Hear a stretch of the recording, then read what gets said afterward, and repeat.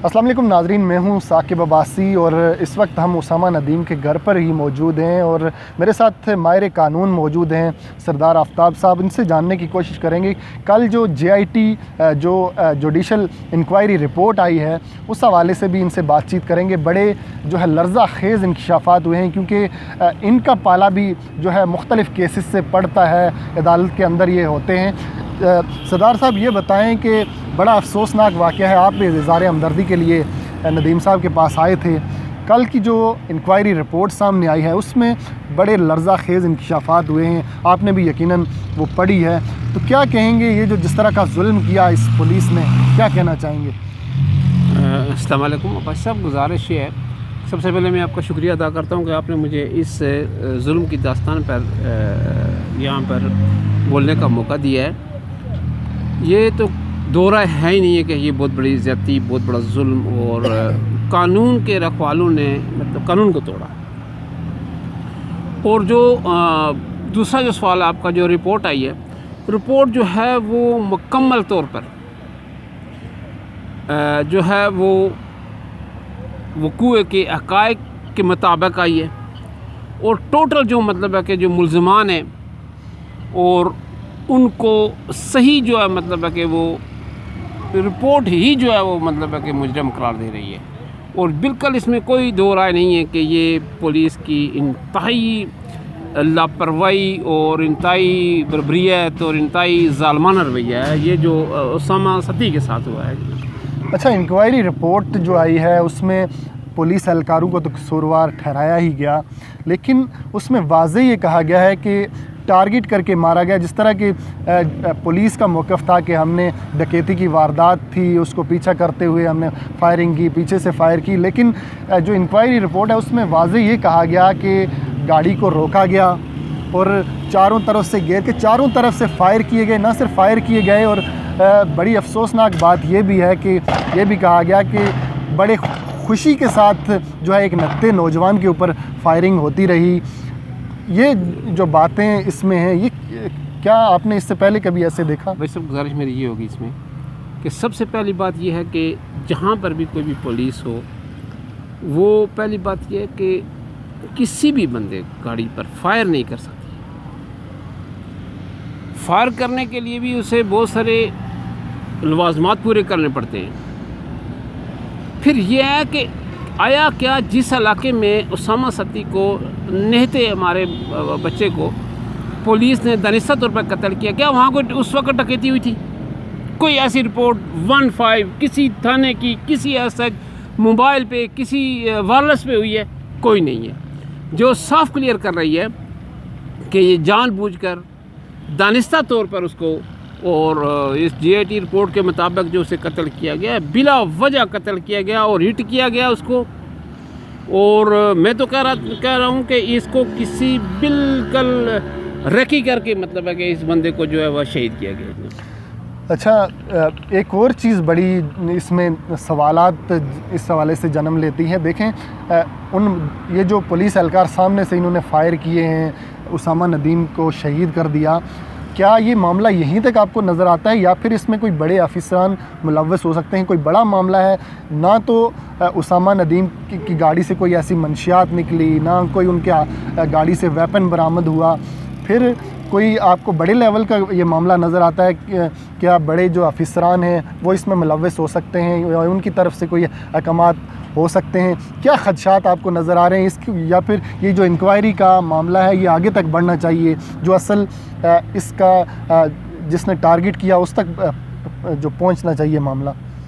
ये तो JIT की रिपोर्ट में आया होगा, क्योंकि जब वो मुल्ज़िमान हैं उन्होंने कोई न कोई बात लामला की होगी कि हमने किस के ईमा पर या ख़ुद किस दुश्मनी की बिना पर इस बंदे को सीधा फायर करके हिट किया है। बल्कि उसके ये भी है कि मुतमईन हो गए हैं कि ये मतलब बंदा जो है ये अब इसकी रूह निकल चुकी है और ये मर चुका है। तो फिर उसके बाद मतलब है कि उन्होंने तसल्ली कर ली है, फिर उन्होंने इस सिलसिले को मुनक़ता किया है। ये तो क्लियर है कि ये जो है ये दानिस्ता तौर पर और उन्होंने जानबूझकर ख्वाह किसी उनके अपने किसी आला काम ने किया हो या किसी और मतलब है कि ज़रिए से पता गया, तो ये बात मतलब है कि है। अच्छा, बिल्कुल आपने बड़ी दुरुस्त जो है निशानदेही की। ये बताएं कि अब ये मामला क्योंकि अदालत के पास है, कानून इसके हवाले से क्या कहता है? जो जुडिशल इंक्वायरी रिपोर्ट है, क्या इसी को मद्देनज़र रखते हुए अदालत फ़ैसला करेगी या फिर मामला फिर जो है कटाई में पड़ सकता है? देखिए, हमारे मामला ये है कि जो हमारा कानून है उसमें ये है कि जो कुछ भी हो जाए, अगर मुल्ज़मान इसको हन मन तस्लीम भी कर ले, फिर भी जो है बात जो है वो शहादत पर जाएगी। शहादत पे जाने के बाद देखें, मुमताज़ कादरी साहब का केस देखें, उन्होंने हर जगह मान लिया कि मैंने ये अटैम्प्ट किया है, मगर उसके बाद ही शहादत सारी हुई है। जो कानूनी शहादत और CRPC जो है हमारा ज़ाब्ता फौजदारी के तहत जाकर ये अदालतें इस पर फ़ैसला करेंगी। तमाम शहादतें जो है कलेक्ट करने के बाद जाकर डॉक्टर की शहादत होगी, इसमें मुस्तगीज़ की शहादत होगी, मौके के गवाहान की शहादत होगी, और लेबॉरेटरी रिपोर्ट की मतलब है कि शहादत देखी जाएगी। फिर वो वेपन की जो फोरेंसिक मतलब है कि रिपोर्ट है, उस पर मतलब है कि ये केस जो है इसमें शहादत लाजमी रिकॉर्ड होगी। अच्छा, एक और चीज़ इसमें है, देखें, शहादत छुपाने की भी कोशिश की गई पुलिस की जानिब से, जैसा कि इस रिपोर्ट में कहा गया है कि जब उसामा नदीम पर जो है फ़ायर किए गए, उसके बाद पुलिस की जो गाड़ियों ने एक घेरा बना लिया उसके गिर्द और उसको बाहर रखा गया, उसकी मौत का इंतज़ार किया गया, और फिर ना तो उस वाक़े की कोई तस्वीर बनाई गई, ना उस वाक़े की कोई वीडियो बनाई गई।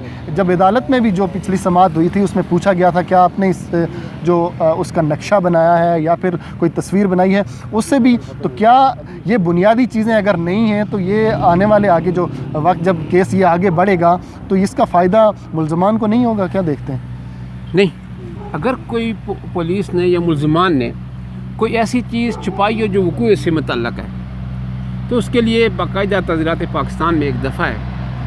तो जब इस नींद में फ़र्द जुर्म आयद होगी तो उसके तहत भी मतलब है कि इनको शहादत कुराट कर जाएगी। फ़लाँ चीज़ें जो मतलब है कि आपने क्यों छुपाई हैं, या फ़लाँ काम क्यों हुआ है, फ़लाँ चीज़ किधर गई है, कोई भी चीज़ है, जैसे वो तो पूरे हर बंदे के ख़िलाफ़ होता है, वो तज़ीरात पाकिस्तान में मौजूद है। अच्छा, अब क्योंकि ये रिपोर्ट भी आ चुकी है, पुलिस का मौक़िफ़ भी, पुलिस एहलकार जो हैं उन्होंने भी अपना जुर्म जो है अदालत के सामने कबूल किया है, तो अब कितना मजबूत केस देखते हैं और कितना उम्मीद की जा सकती है कि उसामा नदीम के लवाहिकीन को जो है इंसाफ मिलेगा?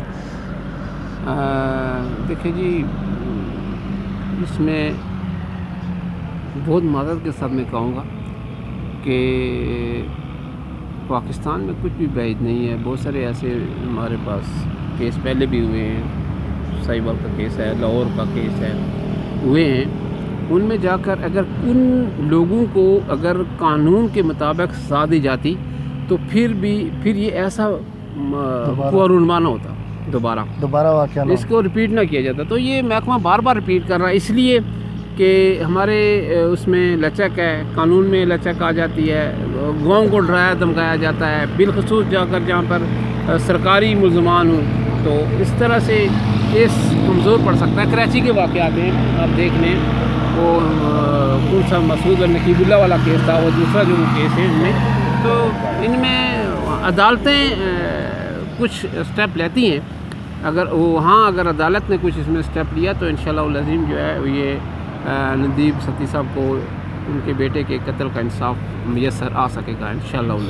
बहुत शुक्रिया जो है सरदार आफ्ताब साहब हमारे साथ माहिर कानूनदान हैं, इन्होंने इस केस के जो कानूनी निकात हैं उससे हवाले से भी हमें आगाह किया। यकीनन आपने इनकी बातचीत सुन के इस केस के हवाले से ज़रूर जो है आपको मालूमात मिली होंगी। नाज़रीन, आज के लिए सिर्फ इतना ही, इंशाअल्लाह इसमें कुछ मज़ीद जो डेवलपमेंट होंगी वो भी आपके सामने रखेंगे।